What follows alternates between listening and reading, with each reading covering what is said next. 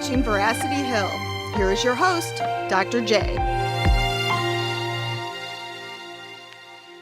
Well, a good day to you, and thanks for joining me here for another episode of Veracity Hill, where we are striving for truth on the historical Jesus. I'm today launching a new series.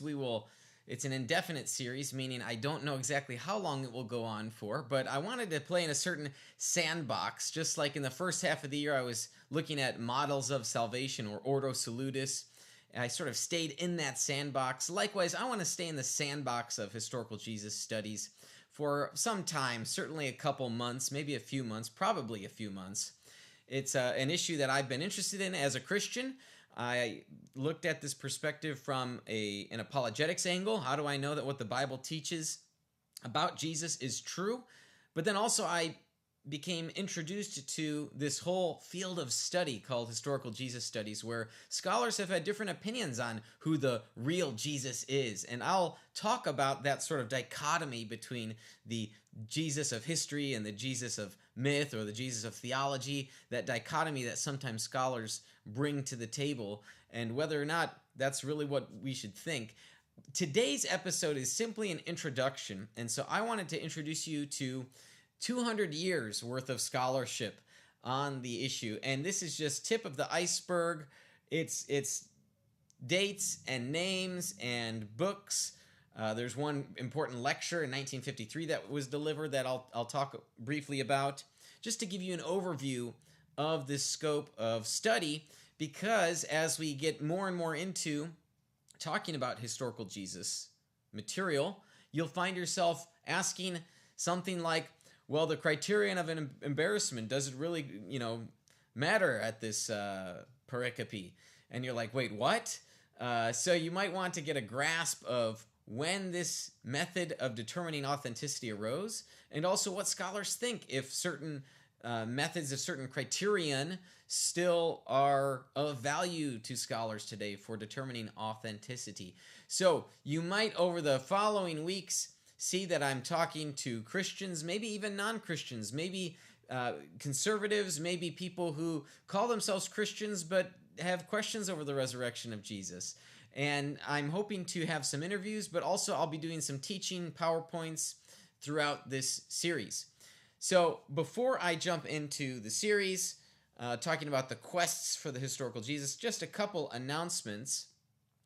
One is, if you're wondering where the debate is from 2 Fridays ago, we will release the debate on Romans 9 this week at the Veracity Hill YouTube channel. We'll also embed it at the VH website, veracityhill.com, so you can keep an eye out for that debate with my friend Sean Luke. It was a very friendly, cordial discussion. I had a great time with Sean talking about the doctrine of election in Romans 9.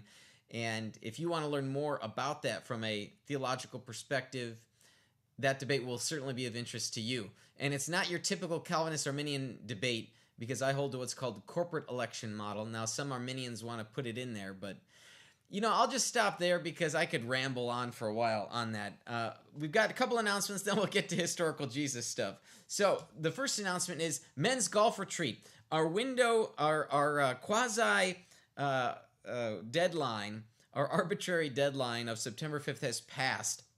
But if you are interested in coming on the Veracity Hill Men's Golf Retreat, we have 2 spots left.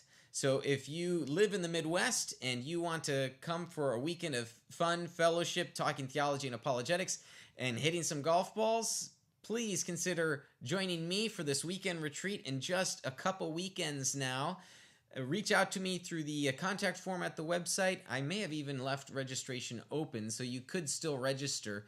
But we've got 2 spots left, so I'd love to have you join me in a couple weekends in the Northwoods of Wisconsin. Very affordable price for all-inclusive lodging, food, and golf. So go to veracityhill.com/golf to get the details for that.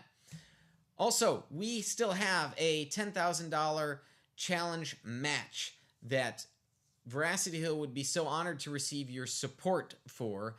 If you have not partnered yet with us, we would really appreciate a one-time donation to help cover our costs. We've recently made a few one-time purchases for the building, and we're hoping to recoup some costs and get on a bit more solid ground. Also, I'd simply love your partnership with Veracity Hill on a monthly basis. But we've got this match, so right now you can effectively have your gift doubled by partnering with Veracity Hill today. Go to veracityhill.com/donate. And this challenge match is good for another few weeks, so please consider this as when you also think about year-end giving coming up. We'd love to get your support right now at this critical time for us. Okay, let me talk about historical Jesus, the quests. So this is sort of an introduction, part one, and then sort of a subtitle, quests. What are these quests? The quests for the historical Jesus are an attempt to, well, I can give my overview slide here, this timeline. The quests are an attempt, a pursuit at discovering who the quote-unquote real Jesus is, because allegedly what the Gospels describe for us is not the real Jesus. What certain scholars, late 18th century, so 1700s, German academic New Testament scholars, what they wanted to know was who's the Jesus behind the stories, right? Because surely those miracles are just myth and not fact. Or there may be instances when the Christian community mythologized who Jesus was as a leader, social leader. These are various theories out there. So surely not everything that's described of him is what actually happened. So there have been these three different quests, and it originally just got started as one quest. And then number 2 was called a new quest. And then when the third one happened, they're like, hey, we can't call the number 2 the new one because there's another. So we have to call that one the second quest. So I'll be giving an overview of characters, figures, books they wrote. And feel free to get pen and paper if you're interested. You want to learn more. You might be wondering, for example, like with Bart Ehrman. I know I mentioned Bart. I've had a nice relationship with Bart, and so he's just kind of my go-to name, not because other Christians view him as like a Darth Vader type. But you might wonder, like, hey, where did Bart Ehrman get his beliefs from? And how is it that an academic could come to these sort of conclusions of who Jesus was? Well, scholarship evolves over time, so there's always a starting point when you want to seek the history of the development of this field of study. So this first got started in the late 1700s, maybe 1770s, and up until that time, generally the text of the Gospels were taken at face value, that roughly for 1700 years in Western civilization, with a few exceptions, of course, people simply believed what they were told happened in the Gospels. And there weren't as many questions or objections or skepticism behind it. But with the advent of the Enlightenment and a more rationalistic approach to the humanities, all of a sudden you began to see skepticism from academics, from thinkers, who became suspicious of what the Gospels were claiming. So you see then this skepticism begins to reveal itself in the ivory towers, especially of German universities. And why German universities? Well, in German universities, there was a lot more freedom of speech, freedom of publication. And so scholars, teachers, New Testament scholars, theologians, and so forth, and also Old Testament scholars, they were free to publish theories that went against the grain, theories that were very not traditional, that were not conservative in the least. So, for example, with the Old Testament, you get the development of the theory of the documentary hypothesis by Julius Wellhausen. And that's the theory that Moses didn't write the Pentateuch, but that it's the collection of 4 different sources, JEDP. So, something so provocative and controversial like that wouldn't have been accepted in other countries. That would have been very much looked down upon. Maybe never would have found a publisher. Maybe someone would have lost their job over that. But not so in German universities. So the German Academy is sort of responsible for creating a wide array of hypotheses about the way things happened in biblical studies. So you can see here, so this gets started in the late 1700s, goes all the way till 1906. And I'll briefly, once we get into more details, I'll talk more about that first quest. Quest number 2 then, and there's a period of no quest. Quest number 2 is 1953 to the late 1970s. And so that's only for roughly 20 years. So it's a shorter quest, but there was some good value that came out of that quest, and I'll talk about some of that good value. Quest number 3, you see the 1980s, really till what many people think is the present, that we're still in this quest. And you'll see perhaps why that is. Maybe enough time will have to transition before we realize, hey, the third quest is now over and we're in this no man's land or fourth quest. So this is just a brief timeline overview of the quests for the historical Jesus. So what are these quests really all about? Well, it's important to know this term, higher criticism. Higher criticism, sometimes called historical criticism. I'm referring specifically to higher criticism, though. A branch, now this is my definition, it's a branch of biblical scholarship that seeks to understand the origin of the text and its meaning. So, lower criticism would be biblical scholarship pertaining to, for example, manuscript traditions or the canon of the text. Why did those books get in there? So that's sort of lower criticism. Higher criticism deals with questions like sources of the text. What were the interests and motivations and values of the authors? What did they mean when they wrote those words? So there are various sub-branches of higher criticism that have developed from this drive, this pursuit of truth. And some of those would be, for example, literary criticism or source criticism or redaction criticism. Now, what do I mean by these terms? Let me give you a couple examples. Source criticism would be trying to find the source or sources behind a text. Now, one fun example I like to give is from the book of Genesis. I know we're looking at Jesus and New Testament, but in the book of Genesis, you have what are called the Toledoths, right? These are the generations of. And it's this phrase that appears over and over throughout Genesis.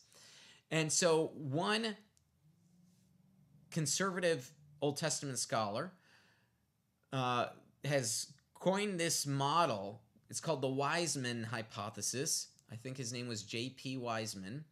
And he proposed that actually these little sub-narratives were written on stone tablets later compiled by Moses. So Moses still gets credit as sort of an author, a compiler, but that this text existed long before Moses ever wrote it. I mean, so it was written down, not just orally transmitted, the stories and the genealogies from Genesis, but it was actually written down on stone tablets. And so this would be something that you would look at from the perspective of source criticism, because Moses had a source. You might look at redaction criticism, for example. Now, we could talk about the Gospels here. Of course, source criticism, you could talk about the Gospels. Redaction criticism, because we think that the synoptic authors, there's a literary relationship between them, as I have a sneeze. Redaction criticism, the synoptic authors have a literary relationship between them. It seems highly likely, and in my own assessment, I think Luke in particularly, since Luke explicitly mentions various accounts that already exist, that he utilized these accounts. Redaction criticism would refer to the editorial maneuvers that an author would have. So Luke would have sources, source criticism, for example, like Mark and maybe Matthew or Q, depending upon your theory. But the way he used these sources and edited them, that would be in light of redaction criticism. To redact, to remove, to take out, simplify. There are other various sub-criticisms, but we will explore more of these various theories throughout our series. I'm sure this will get brought up. But nevertheless, we are looking at higher criticism now. So let's look at the first quest. And I just have a couple bullet points for each quest. Again, this is tip of the iceberg. I want you to walk away with just a couple ideas for each quest. Now, I've put here First Quest, 18th century, 3 points, David Strauss, Lives of Jesus, Albert Schweitzer.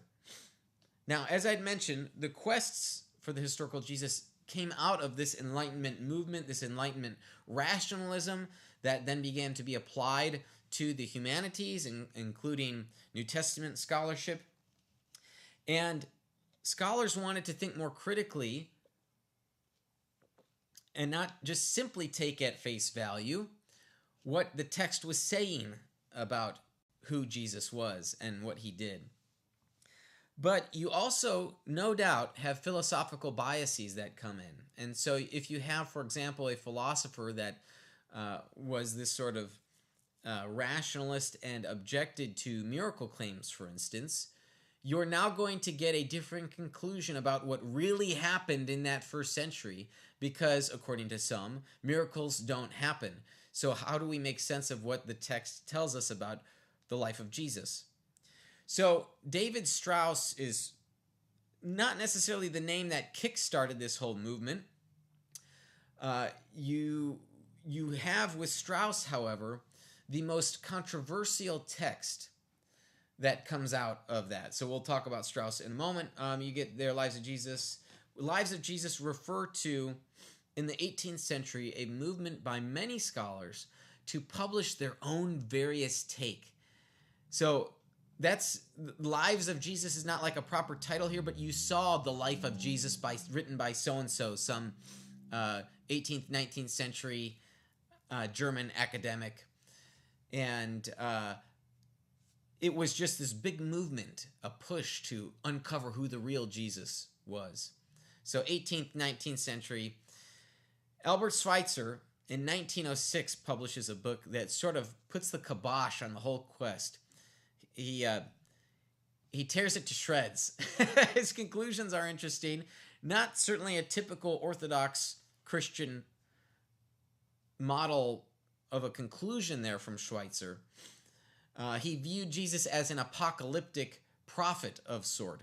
But what he does is he shreds apart the first quest, and he goes through really what it's a great book because it surveys this German literature for the reader. Okay, but let me show you some pictures, and you might take some names down here of books. This is David Strauss. 1843, he publishes, that's the translation year when it came into English. The Life of Jesus Critically Examined. I think it was 1836, maybe, 1834. In German, he had written this work, and then it was translated into English in 1843. And his really provocative approach here is the miracles of Jesus are to be regarded as myths. And so you have here this Jesus of mystery versus this Jesus of myth or Jesus of theology. So that's the most famous work from Strauss, and he's a really important figure. He's sort of the epitome of these lives of Jesus from the 19th century. Albert Schweitzer. Now, as I'd mentioned, Schweitzer sort of put the kibosh on this first quest. And he holds to this intriguing view that we can't get this full picture of the historical Jesus, but we can know some things, and really that's not important. It's not important, Schweitzer believed, but rather it was important to know who the spiritual Jesus is.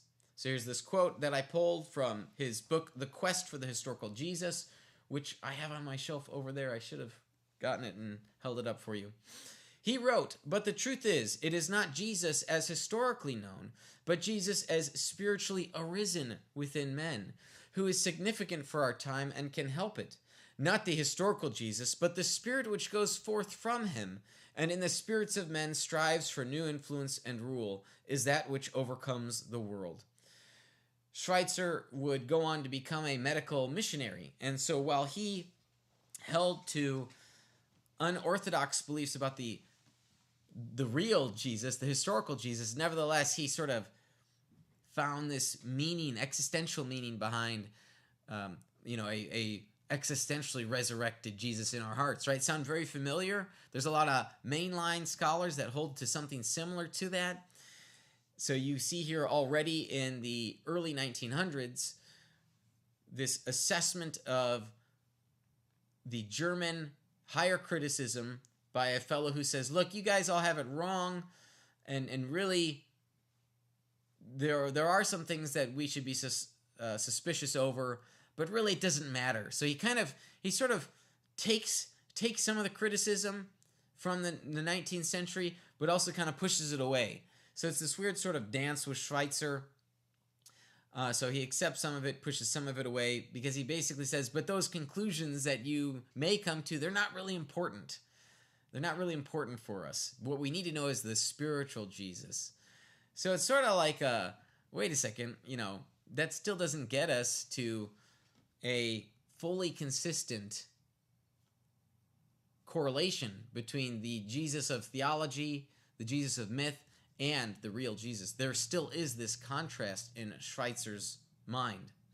So for those of us that are evangelical Christians, you might be like, man, I wish that were out there. Don't worry, we'll get to that. So that's 1906. So you have roughly about 125 years of this first quest, and then it ends. The quest ends, and then scholars widely recognize that there's no quest from 1907 to 1952. Now, there were authors writing about Jesus during this 45-year window. One of the most famous ones, and again, this is with regard to academic New Testament scholarship. This is not of course, during this time, there are still theologians, there still are pastors, there are still evangelical Christians writing about Jesus and who he is, but there's no academic quest or pursuit occurring in the ivory tower. One of the most well-known names in the ivory tower from this period would be Rudolf Bultmann.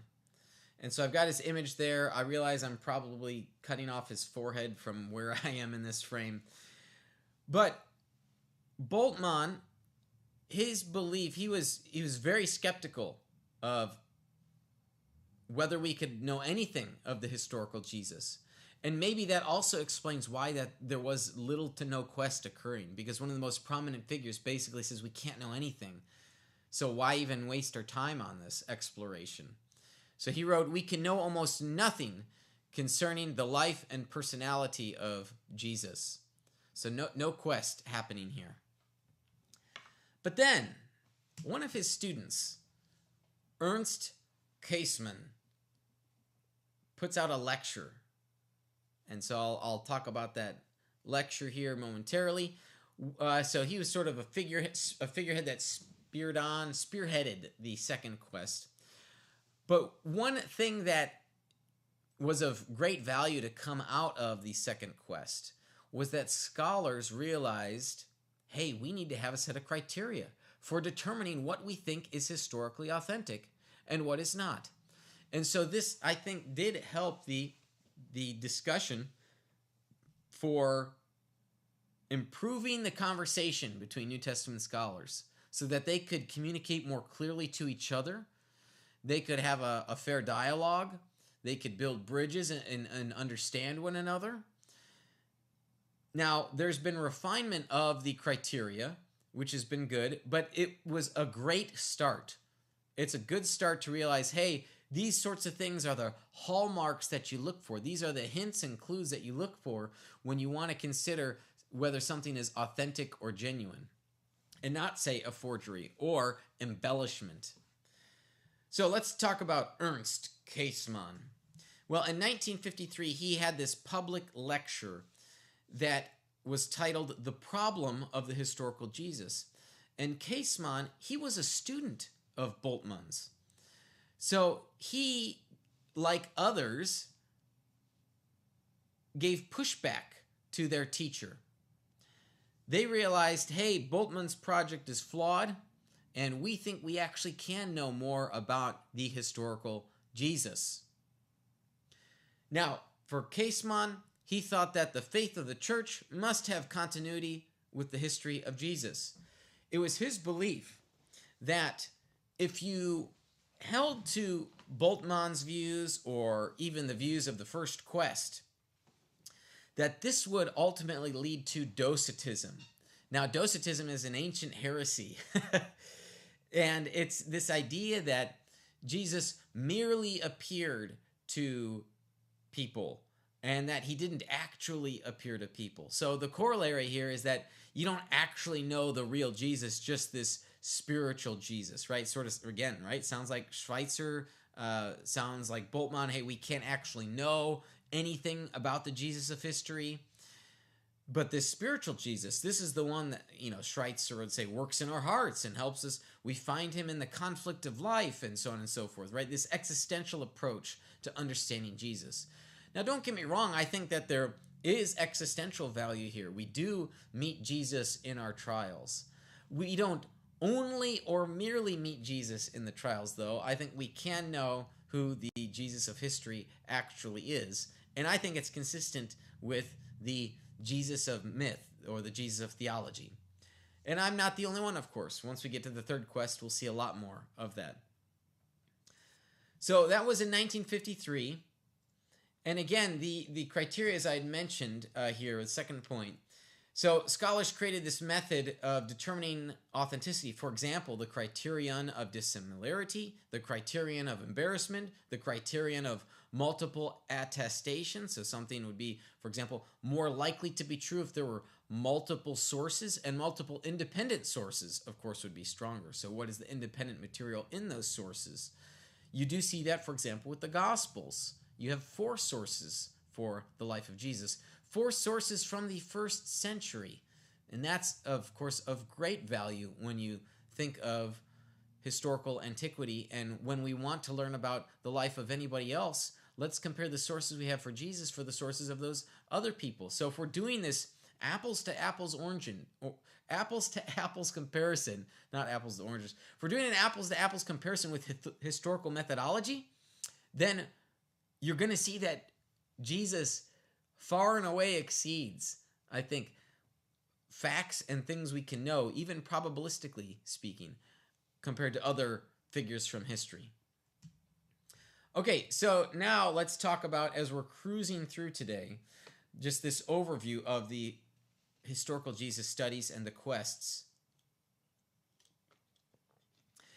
In the 1980s, you get this new movement, this third quest. And what explains this shift? Now, remember with the first quest, there was this period of silence for about 45 years. But the second quest ends about the late 1970s, as you see here, and it begins in the 1980s. Well, what is it that shifts? And I sort of have 2 things that I think led to this change. I don't think one is as contested. Maybe the second reason will be. But one thing that led to this shift is an explosion of knowledge of biblical archaeology and an explosion of knowledge of ancient Jewish studies. So what you saw with the second quest was this emphasis of Jesus being a more Hellenistic figure. And for example, the criterion of dissimilarity was hugely emphasized to a fault, I think. But what you began to see was a very Greco-Roman Jesus come out of the quest. And there was a pushback against that. And one of those figures that gave pushback was E.P. Sanders. And so he wrote a book called Jesus and Judaism, published in 1985, I think, was the year. And he basically said, look, Jesus was a Jew. And if Jesus is a Jew, we need to look at his world, his perspective as such. So it was a big pushback against this second quest. So our knowledge of the ancient world, for example, Dead Sea Scrolls coming out, just other discoveries from antiquity, other discoveries from even biblical archaeology, the ancient world in general, even if it wasn't directly about biblical archaeology, if it was about ancient history in general, we simply had a better grasp of the ancient world compared to scholars from the first half of the 20th century and the scholars of the 19th and 18th centuries. Today, we have a better understanding of the ancient world, of Jesus in his setting, historically, geographically, culturally, than even the early church fathers did. Now, I know for some, I love historical theology. I've read the church fathers. I've written on the church fathers. I have a strong appreciation for the church fathers. But when I say something like that, people are like, they're taken aback. What do you mean, right? They only lived 400 years, after Jesus. They were much closer to his time. Yes, they were closer to his time, but they lost the cultural knowledge. They lost the understanding. These sorts of facts of everyday life, for example, was lost to them. We have a better understanding today of who Jesus was in his setting, geographic setting, cultural setting, so on and so forth, than the church fathers did. So that's because of our knowledge of the ancient world that we have. The second thing that I think led to this third quest was also the growth of the university. And so this is sort of like an economic thing to think about. As the American education system began to grow, and other universities in Europe, more people being born, baby boomers. Baby boomers then have to go to college, or they want to go to college, growth of the university. What happens? Well, academia explodes. It blossoms. It blooms. Now you've got more colleges and universities, more campuses, this and that. Why is this important? Well, because you need New Testament professors to teach. And what that means is you can afford resources, aka you can pay someone to teach and to research and to write. So you have this blossoming industry of New Testament scholarship. And so with this third quest, you simply have more people in the field. So you have more people, more minds at work, and you all of a sudden have more people realizing, hey, those people over there, that wasn't quite right. So competition is good in economics. It leads to lower prices and better wages. Competition in the realm of ideas about Jesus, I think, is also good because it's refining. Like I'd mentioned earlier, one thing of value that came out of the second quest was criteria, bringing forth a set of criteria for determining authenticity. What you get with the third quest is a refinement of that criteria. You have scholars discussing whether these criterion have value and where the problems are with them and why they might be good or why they might be bad. So, for example, the criterion of dissimilarity has some strength to it, except then you think, well, wait a second, Jesus was a Jew, so he's going to think Jewish things. So you can't just simply reject the Jewish stuff of Jesus for the Greco stuff because that would fit the criterion of dissimilarity. So you see that there's refinement happening. All right, so let's talk about E.P. Sanders, Jesus Seminar, and N.T. Wright's King. So, I forgot to put his... I forgot to update this slide here. Jesus in Judaism, it's in my notes, 1985. Also, the historical figure of Jesus, which I have right here. 1993, an early edition, 94. This is like a reprint. I think a different publisher acquired the rights, maybe, to this. So, different cover than its earlier edition. And this one, I think, was 1995. So, Sanders has a big emphasis on the Jewishness of Jesus and looking at Jesus as what he would call a first century Palestinian Jew. Now, I'm not going to get into a debate over the use of that term Palestinian, but that's simply the way that the scholars referred to him as. So, yes, ignore the text there on the slide. I'll need to update that. What Sanders shows is really a refutation of this second quest, because we need to place Jesus as a Jew in the first century. And once we do that, we're going to better understand who he was. We're going to better understand what Jewish people back then thought. And not necessarily if there was this rigid sense, but there were multiple movements, for example, multiple beliefs about, say, who the Messiah was. We'll have a better grasp over Jesus' teachings.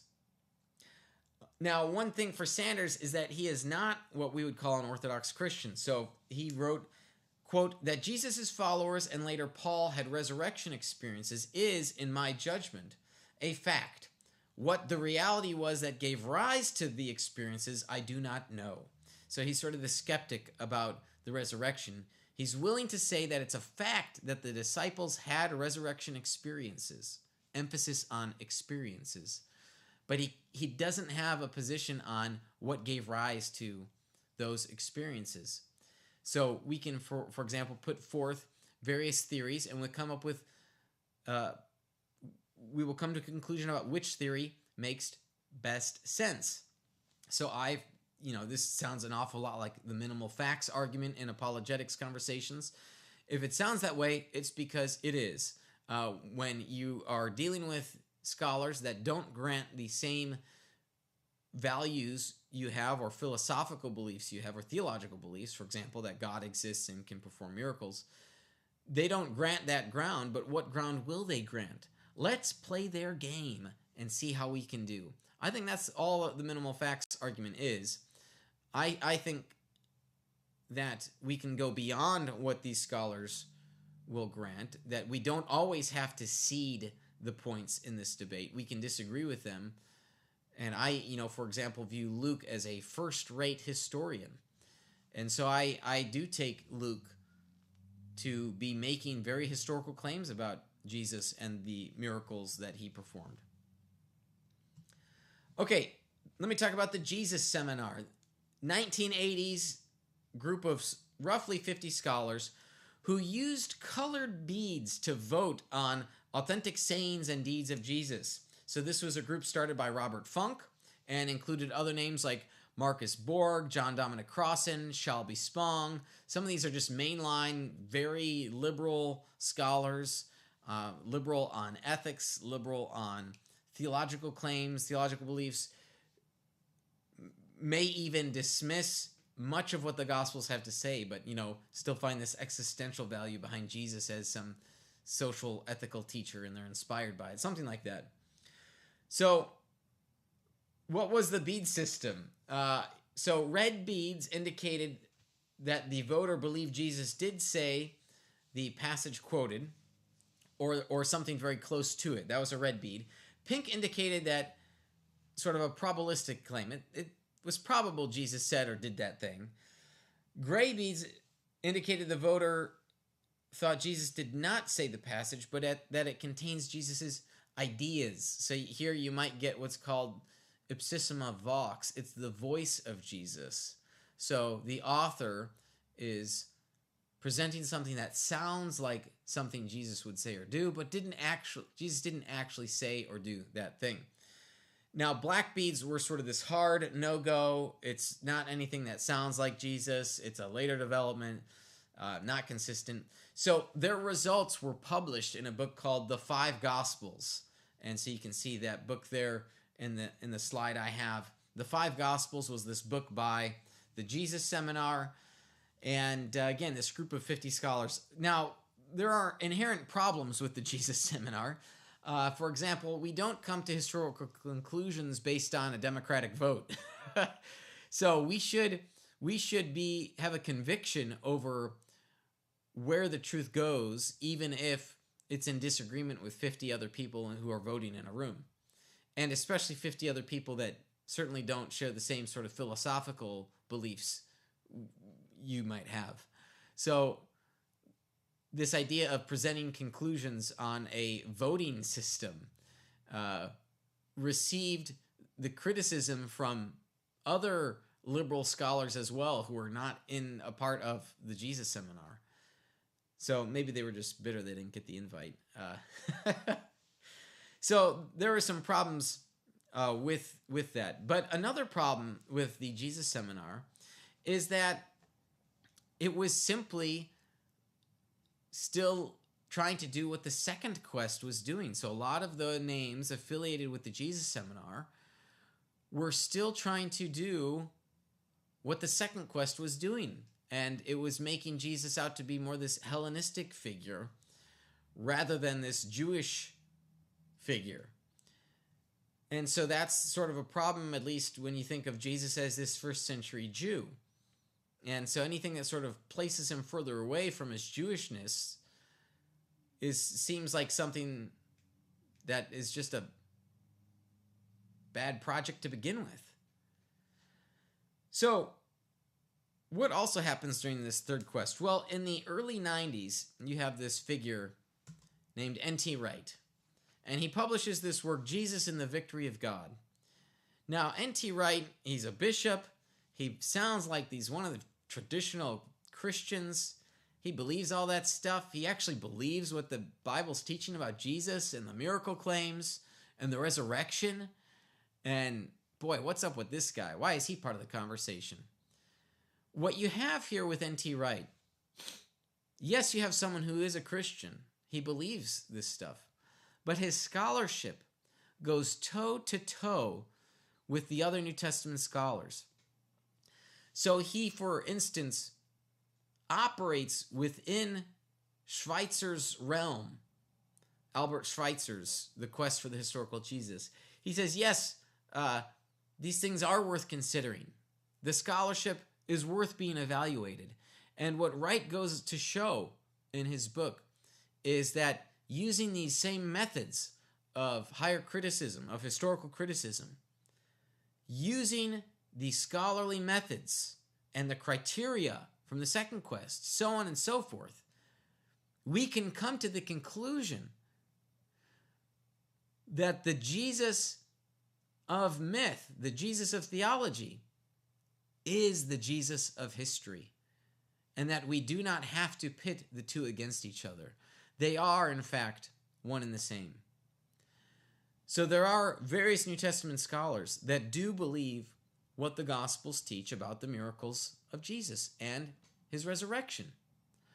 So Ben Witherington, Craig Keener, Michael Licona, Darrell Bock, so on and so forth. Michael Bird, a little later he enters the scene.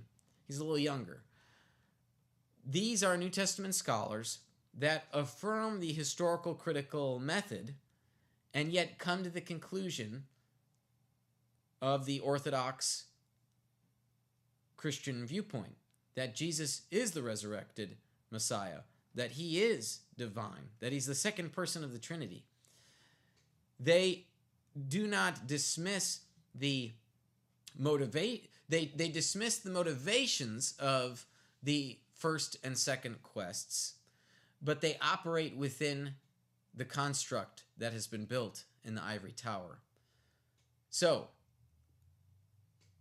Wright comes to this belief pertaining to Jesus, that Jesus' beliefs, therefore, remained those of a first century Jew, committed to the coming kingdom of Israel's God. He did not waver in his loyalty to Jewish doctrine, but his beliefs were those of a first century Jew who believed that the kingdom was coming in and through his own work. So Jesus is this first century Jew. Jesus believed himself to be the Messiah. Now you might get scholars saying, yeah, Jesus believed that stuff, but he was a failed Messiah. He was wrong. He wasn't resurrected. What Wright does is say, no, Jesus did believe these things about himself. He believed he was the Messiah. He believed that it was through his work that the kingdom would be ushered in. And he was right. And the kingdom is here, but not yet. So Wright gets into inaugurated eschatology. And I think for many evangelical Christians helps to reframe the way we understand the gospel. Not the gospels, the gospel. What is the good news? Now, Wright and E.P. Sanders and others, when they go into their Pauline literature, they become famous in Pauline theology for this new perspective on Paul. That's a separate debate from historical Jesus. So maybe you've heard their names from New Perspective on Paul material. But what I think Wright and other evangelical Christians have brought to the table is, hey, we're willing to play hardball with you, scholars. We can operate under the same methods, the same framework that you hold, but we're going to come to the orthodox conclusions using the construct that you have built. So I think that's something to admire and to explore as we, over the following several weeks, a few months, get into more and more of historical Jesus studies.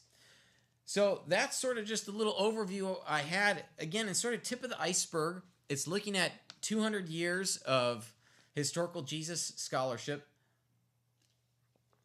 It's very likely we'll make references back to some of these figures. We might even decide to go in depth with some of these figures.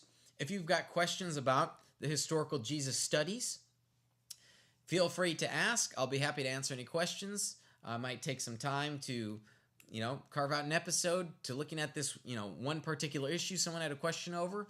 And I think this is really interesting because at the end of the day, I mean, Jesus is this figure that continues to nag at people's minds. What do you make of Jesus? Who is Jesus to you? You've got to do something with Jesus. He is the greatest figure in history. He is the reason why our calendar system is the way that it is. Our years, we used to call years AD, Anno Domini, in the year of our Lord. And now, certain liberal scholars want to put CE, the Common Era, right? It's a bit more politically correct. But you might just ask these people who use CE, what does CE stand for? Common Era. Oh, well, what divides the eras? Jesus still remains this critical figure in the history of humankind. So who was he? And it's a question all of us should answer. We might ignore it. We might ignore that question. And because we might not be comfortable with the conclusions of where it would lead. So Jesus remains the most central figure in all of human history. And he's worth exploring. And the exploration thereof, you may find yourself with a transformed life, realizing who you are in the relationship to the Creator God, and why it was necessary that Jesus would come to earth to atone for the sins of humankind and to show us a better way. So stick with me throughout the series as I look at the historical Jesus and present some arguments in support of the resurrection. We might get into other apologetics things like undesigned coincidences. I could see doing that, looking at that as sort of a sub-theme within the historical Jesus studies. And again, I'm happy to take the recommendations that you may have over which episode topics you want in this sandbox that I'm in. So that does it for the show today. I am grateful for the continued support of our patrons and the partnerships that we have with our sponsors. Our patrons are people that just chip in a few bucks each month. I'm very grateful for the monthly partners that I have and would want to encourage you, if you have found this episode, these educational resources, whether it's the full live stream or a clip that maybe you heard, if you found it edifying, please consider sharing it with people. Consider partnering with me in ministry. You can go to veracityhill.com/donate to start your support. I'm also grateful for the sponsors that we have with Defenders Media, Apologetics 315, and Rethinking Hell. I want to thank Gabe, our technical producer, and others at Defenders Media. I've been calling them out by name for several weeks now. Beth, Sophia, Mark, Dante, I've already said Gabe, Kevin, we've got Peter and Chris as freelancers, Kyle, our graphics guy, very appreciative to all these workers at Defenders. Really, the material that you see every day coming out of Veracity Hill on YouTube would not occur without their work. So thank you to them. I suppose we're already at the end here. I want to thank you as well for listening in and for watching here as we're striving for truth on the historical Jesus. This has been Veracity Hill, a viewer and listener supported program. For more resources, including past shows, visit veracityhill.com.